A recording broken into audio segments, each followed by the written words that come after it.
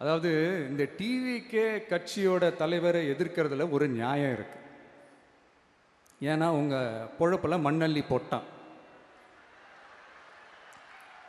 என்ன இந்த ஊழல் லஞ்சம்லாம் பண்ண மாட்டேன்னு சொல்லி உங்க அரசியலையே ஒரு தெருமுனைக்கு கொண்டாந்து விட்டான். மக்கள் வேற அவனை தான் நம்புறாங்க. ஸோ இந்த விஜயை எதிர்க்கிறதுல ஒரு அரசியல் நியாயம் இருக்குது, அதை புரிஞ்சுக்கலாம். ஆனால் இன்னைக்கு இந்த விஜயை மக்கள் ஓட்டு போட்டு ஜெயிக்க வச்சு ஒரு தீர்ப்பை கொடுத்து மக்களுக்காக வேலை செய்யறதுக்காக முதலமைச்சராக உட்கார வச்சிருக்கிறாங்க. என்னமோ இன்னமும் நீங்க தான் ஆட்சியில் இருக்கிற மாதிரி.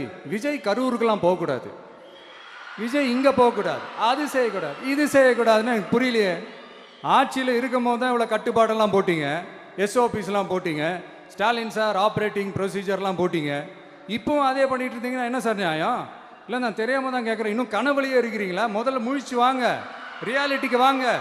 உங்க ஆட்சியெல்லாம் வீட்டுக்கு போய் டிவிக்கேன்னு ஒரு ஆட்சி வந்து ரொம்ப நாள் ஆச்சு. ஒழுங்கா படி என்று சுப்ரீம் கோர்ட் ஓங்கி மண்டேலியே நறுக்கு நறுக்கு நறுக்கு என்று செம்மட்டியாலே அடிச்சும் இந்த திமுக முழிச்சிக்கல அப்படின்னா அப்போ கொஞ்சம் கஷ்டம்தான். வெற்றி தோல்வியெல்லாம் அரசியல் சகஜம் சார். அதுக்காகலாம் வெறி பிடிச்சி இந்த பதவி வெறி பிடிச்செல்லாம் அலைய தேவையில்லை. நல்ல விதமாகவே சொல்கிறேன், நியாயமான அரசியல் பண்ணுங்க. ஓ, அதுதான் உங்களுக்கு தெரியாதுல்ல. இந்த தீய சக்தி திருத்தவும் முடியாது, அவங்களா திருந்துவாங்கன்னு பார்த்தா அதுவும் நடக்க போறதில்ல. அதனால வரப்போற இடைத்தேர்தலில் மக்களே இந்த தீய சக்தி திமுகவை நல்லா வெச்சு வெளுத்து விடுங்க. கான்பிடண்டா இருங்க மக்களே, நல்லதே நடக்கும், வெற்றி நிச்சயம். மீண்டும் சந்திக்கும் வரை நன்றி, வணக்கம்.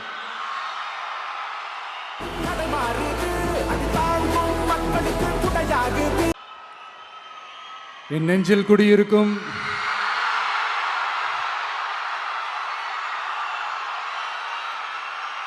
கரூர் சொந்தங்கள்,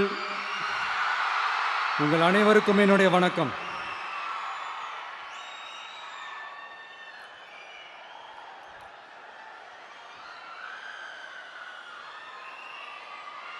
ஒரு மனுஷன் லைஃப்ல எவ்வளோ பெரிய ஒரு உயரத்துக்கு போனாலும் மனசளவில் சில வலிகள், காயங்கள், அதை மறக்க முடியாது இல்லையா? எல்லார் லைஃப்லையும் அப்படி தான், நமக்கும் அப்படி தான். நிறையா வலிகள், காயங்கள் எல்லாத்தையும் தாண்டி தான் வந்திருக்கிறோம். ஆனால் எல்லாத்தையும் விட ரொம்ப ஜாஸ்தியான அந்த வலியும் அந்த காயமும் எனக்கு அந்த கரூர் சம்பவம் தான்.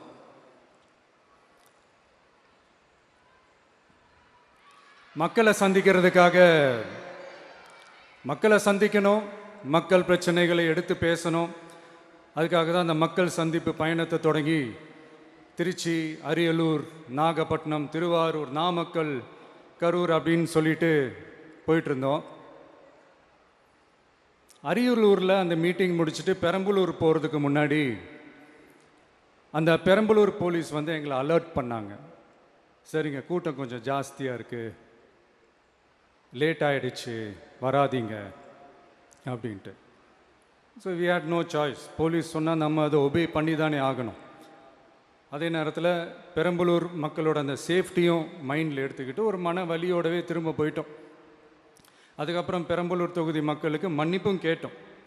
அதே மாதிரி நாமக்கல் அந்த மீட்டிங் முடிச்சுட்டு கரூர் வரும்போது அந்த கரூர் போலீஸ் எங்களை அலர்ட் பண்ணியிருக்கலாம்ல.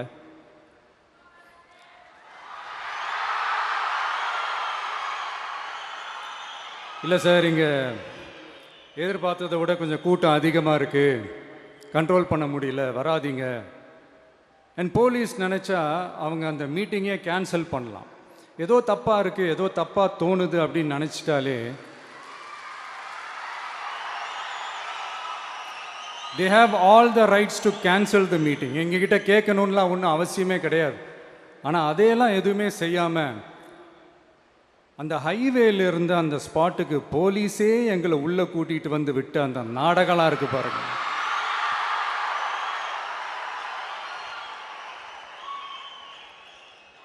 நம்பிட்டேங்க, முழுசா நம்பிட்டேன்.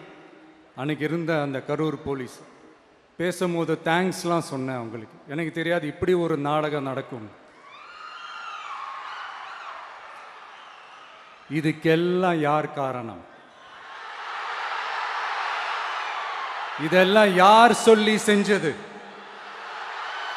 இப்படி பண்ணுங்க, அப்படி பண்ணுங்க, சப்போஸ் அப்படி நடந்தா இப்படி பண்ணுங்க, சப்போஸ் இப்படி நடந்தா இந்த மாதிரி இன்ஸ்ட்ரக்ஷன்ஸ்லாம் கொடுத்து அந்த பிரஷர் போடுறது யார்?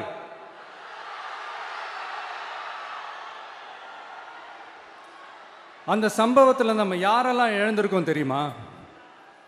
ஒரு டிவியில் என் படமோ பாட்டோ வந்துச்சுன்னா, அம்மா விஜய் மாமா, அம்மா விஜய் மாமா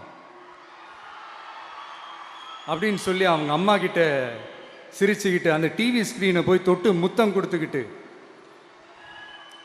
என் அக்கா தங்கச்சிங்களோட தங்க பிள்ளைகளை இழந்திருக்கோம்யா. மழலை கூட சரியா வராதப்போ ஒரு பேப்பர் மேகசின்ல என் போட்டோவை பார்த்தா அது சிரிச்சுக்கிட்டு அந்த கள்ளங்கபடம் இல்லாத அந்த சிரிப்பு, அந்த கடவுள் மாதிரி இருக்கிற அந்த பச்சை பிள்ளைங்களை இழந்திருக்கோம்யா.